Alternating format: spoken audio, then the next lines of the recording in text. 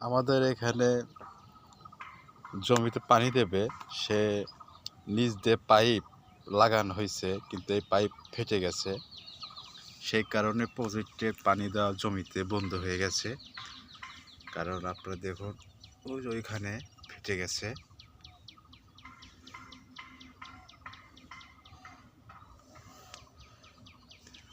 Pipe দুইটা এই সাইডে, এটাও ফেটে গেছে।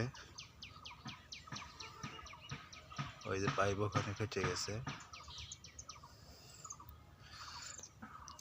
সেই কারণে কোনো জমিতে পানি দিতে পারছে না, কারণ পাইপ ফেটে গেছে। সেই কারণে এখান থেকে পাইপ বের হয়, পানি বের হয় এখান থেকে।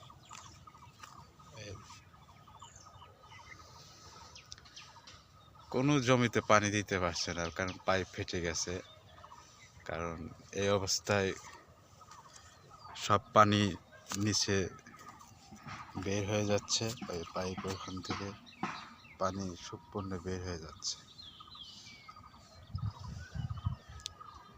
এবারও আবাদ করতে পারবে কি পারবে না, খুব ঝামেলার মধ্যে পড়ে গেছে।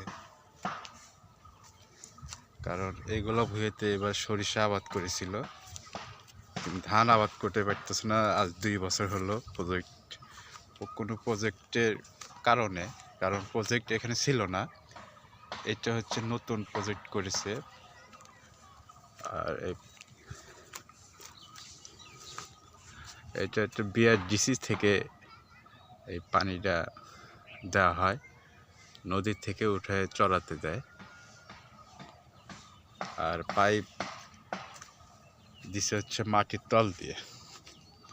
আর মাটির তল দেওয়ার কারণে নিচে পাইপ ফেটে গেছে,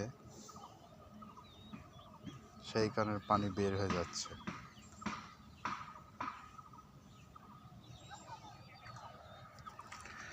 কোনো জমিতে পানি দিতে পারিনি, শুধু এই ক্ষেতে আমি দেখে গেছিলাম 2 দিন আগে পানি দিয়েছিল, কিন্তু সেই পানি শুকিয়ে গেছে। তারপর পরই পাইপ ফেটে গেছে। আরও দেখায় কয় জায়গায় পাইপ ফেটে গেছে।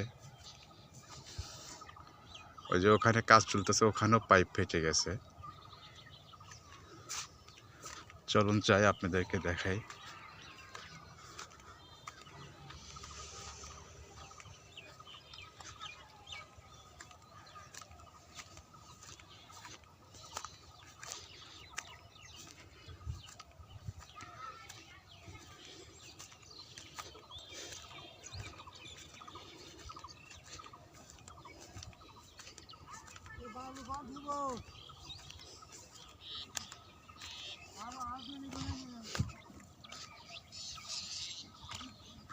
এখান থেকেও পানি বের হয়,